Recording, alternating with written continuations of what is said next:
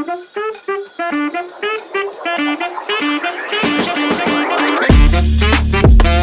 Krishna, welcome to our channel The Way of Law, and a very happy Independence Day to all of you. So today I'll start this video with a very beautiful quote of Dr. APJ Abdul Kalam. The real independence is following our value system. So now my question is to you all, are we really independent?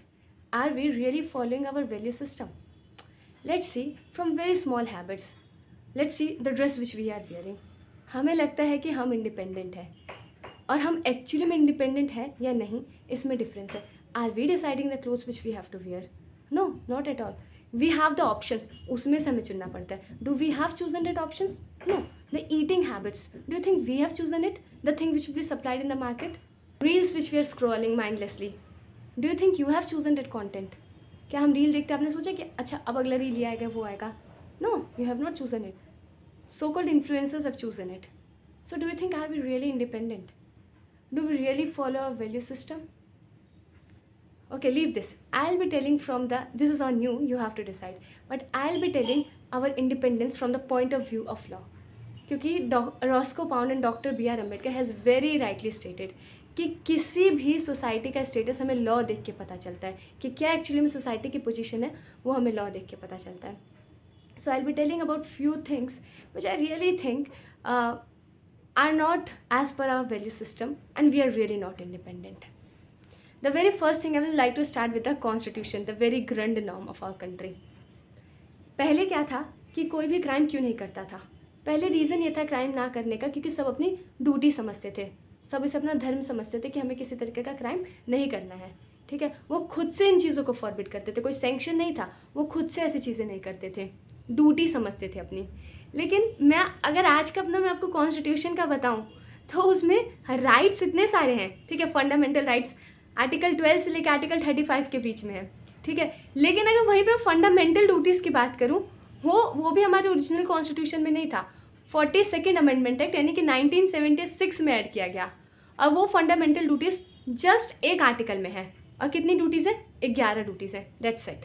और cherry on the top, उसमें भी ये है कि वो enforceable नहीं है, मतलब कोई ड्यूटी नहीं फॉलो करता तो उसके लिए हम डायरेक्ट कोर्ट नहीं जा सकते हैं. हाँ, कुछ एक्ट्स हैं ड्यूटी को एनफोर्स कराने के लिए, लेकिन जितनी पावर फंडामेंटल राइट्स में उतनी पावर ड्यूटीज़ में नहीं है, क्योंकि सब अपने बारे में कंसर्न है. No one is concern about their duty. तो मुझे तो सबसे पहली चीज़ यहाँ पे यही लगती है कि हमारा ड्यूटी से कोई लेना देना नहीं है. We just need the right. सबसे पहले तो मुझे लगता है कि यहीं पे हमारा वैल्यू सिस्टम नहीं फॉलो हो रहा है. कॉन्स्टिट्यूशन इटसेल्फ में ही हमारी इंडिपेंडेंस शेकी लग रही है. तो मैं यहाँ पे कुछ एक्ट्स मेंशन करूँगी कॉन्स्टिट्यूशन के बाद, जो कि ये बताता है कि we are actually not following our value system and it's really creating a problem for us. तो सबसे पहले maintenance and welfare of parents and senior citizen act. अब ये एक्ट हमें ये बताता है कि चिल्ड्रन जो है उनकी रिस्पॉन्सिबिलिटी है अपने पेरेंट्स का टेक केयर करना. Do we really need a law for this? क्या हमें लॉ रिमाइंड करेगा this is our responsibility to take care of our parents? Do you think are we really independent? I don't think so. There are few cases as well. Anesh versus state of Maharashtra में Bombay high court ने ये बोला कि जैसे ही joint family system जा रहा है, वैसे ही जो है वैल्यूज़ वो डिक्लाइन हो रहे हैं और एल्डरली अब्यूज़ बढ़ता जा रहा है. अगला केस है अमरजीत सिंह वर्सेस हरभजन सिंह का. इस केस में कोर्ट ने ये कहा कि इतना ज़्यादा एल्डरली अब्यूज़ हो रहा है कि मेंटेनेंस पिटीशन बढ़ता जा रहा है. ये देख रहे हो, ये जो लॉ है वही तो सोसाइटी की कंडीशन को रिफ्लेक्ट कर रहा है. फिर Sreejith versus state of Kerala में केरला हाई कोर्ट ने ये बात कही कि जैसे जैसे इंडियन वैल्यू सिस्टम जाता जा रहा है, वैसे वैसे वायलेंस और अब्यूज़ बढ़ता जा रहा है. देन मैं सेकंड फोकस लाना चाहूँगी अडल्ट्री के ऊपर. अडल्ट्री फ़िलहाल में क्राइम नहीं है, अडल्ट्री पहले क्राइम था. हाँ, वो जेंडर न्यूट्रल नहीं था, इस पे सवाल थे कि सिर्फ और सिर्फ उसके अंदर मेल ही पनिशेबल होता है. That's a different part. लेकिन अगर हम इसका एक ब्रॉडर पर्सपेक्टिव देखें तो फ़िलहाल ये क्राइम नहीं है. द रीज़न इज़ ये नहीं कि अब अडल्ट्री नहीं होता है, रीज़न ये है कि सबके पास फ्रीडम है, ये इंडिपेंडेंस है. To do adultery it's independence. Yes, this comes under the heading of independence.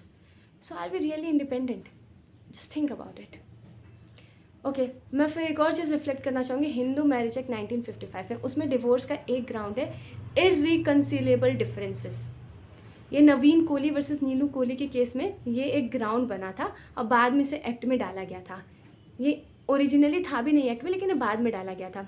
ठीक है, इररिकंसिलेबल डिफरेंसेस, मतलब अगर कपल के बीच में ऐसे कोई डिफरेंसेस आ जाते हैं जो कि सॉर्ट आउट नहीं हो सकते, तो उसकी वजह से डिवोर्स हो जाएगा।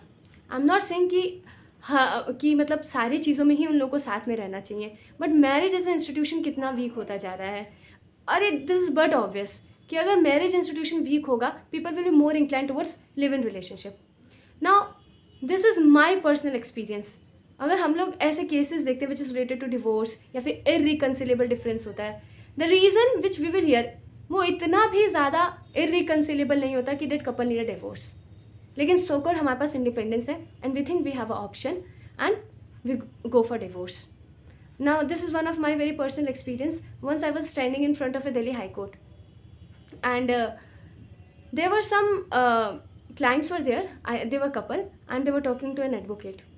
The reason which I was hearing, the way they were shouting and the reason which I was hearing for the divorce, I was really shocked कि इसलिए भी divorce होता है।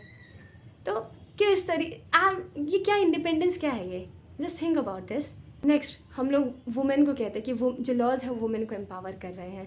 ठीक है, बहुत ज़्यादा सुनने में आते हैं। इनफैक्ट वुमेन के फेवर में तो इतने सारे लॉज भी हैं, वुमेन को तो रिजर्वेशन भी मिलता है ना। बट स्टिल आज भी हमारे पास कैसे एक्ट है?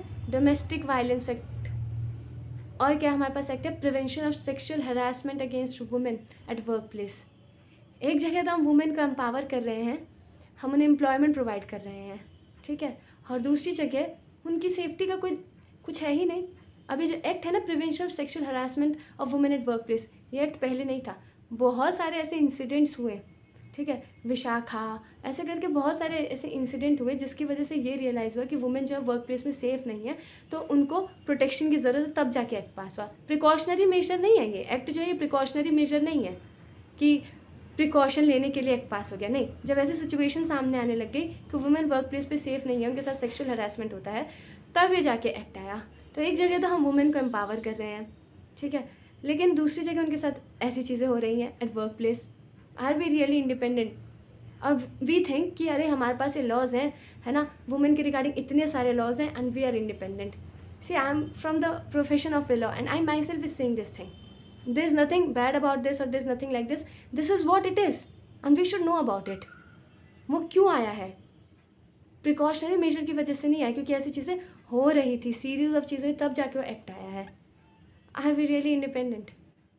फिर हमारे पास एक केस है Gaurav versus state of Uttar Pradesh, जिसमें इलाहाबाद हाईकोर्ट ने साफ साफ बात कही कि जैसे जैसे इंडियन वैल्यू सिस्टम जा रहा है, वुमेन के अगेंस्ट क्राइम बढ़ता ही जा रहा है, because there is not that respect for the women. तो ये बात इतने सारे लॉज से रिफ्लेक्ट होता है। मैंने तो जस्ट 2 ही एक्ट्स आपको मेंशन किए हैं। फिर this is one of the very recent thing, 2021 का है। इसमें एक केरला के एल्डरली कपल है। जस्ट थिंक कि what is the status of a society. मैंने तो सारे लॉज भी नहीं आपको बताया, मैं सिर्फ कुछ ही चीज़ें हाईलाइट कर रही हूँ since I have a limitation. So this is a case of, जैसे एक पिटीशन था जो कि केरला के कपल ने फाइल किया था। उनका एज जो था अराउंड 70 ईयर्स का था, ठीक है। V Krishna Swami, I think उन जो हस्बैंड थे उनका नाम था, वाइफ जो थी वी विजयलक्ष्मी उनका नाम था। उन लोगों ने क्या कहा कि जैसे क्या है, इंडिया में एक्टिव यूथनेशिया इलीगल है, ठीक है, सुसाइड नहीं अलाउड है ना, लॉ फॉरबिड करता है। देख अब क्या हुआ, ये लोग ने सुप्रीम कोर्ट में इस बात का पिटीशन फाइल किया कि उन लोगों को असिस्टेड सुसाइड या एक्टिव यूथनेशिया का राइट दिया जाए। क्यों? क्योंकि they are neglected by the children. उन लोगों को बहुत ज़्यादा फाइनेंशियल कॉन्स्ट्रेंट्स है और उनकी लाइफ में कुछ रह नहीं गया है कि उन्हें अब रहना चाहिए। This is the status of a society कि those are 70 years old, those have done so much in their entire life, now when they need something they have to go to the court. और क्या मांगने गए हैं? Suicide करने का right, active euthanasia का right. So just think about it. Are we really independent? Are we really connected to a value system? There is a huge difference when we think कि कब हम एक्चुअली में independent हैं और कब हम just सोच रहे हैं कि हम इंडिपेंडेंट हैं। जितना हम अपने रूट से कनेक्टेड रहेंगे उतनी इंडिपेंडेंस रहेगी। There is a plan behind me. If this plan says I want independence, इस प्लान को हम रूट से ही कट कर देते हैं, will that plan be able to survive? Not at all. थोड़े समय बाद ही वो सूख जाएगा। जस्ट इंडिपेंडेंस के नाम पे अगर उसे काट दिया जाएगा, थोड़े टाइम बाद ही सूख जाएगा। वो होगा ना उसके साथ ऐसा। लेकिन सी अपने रूट से कनेक्टेड है, कितना इंडिपेंडेंट है, how green it is it और not? So we should think about this. On this Independence Day, just think about it. Are we really independent? Are we actually following our value system? Are we actually connected to our roots? Because if we are not actually connected to our roots, we won't be able to survive long, just like this plant. Thank you for watching this video. Hare Krishna. Video तो and हो चुकी है, पर आप हमसे connect कर सकते हैं हमारे इंस्टा आईडी पे, लिंक डिस्क्रिप्शन में दिया गया है। और ऐसी और वीडियोस देखने के लिए हमें सब्सक्राइब करें। हरे कृष्णा।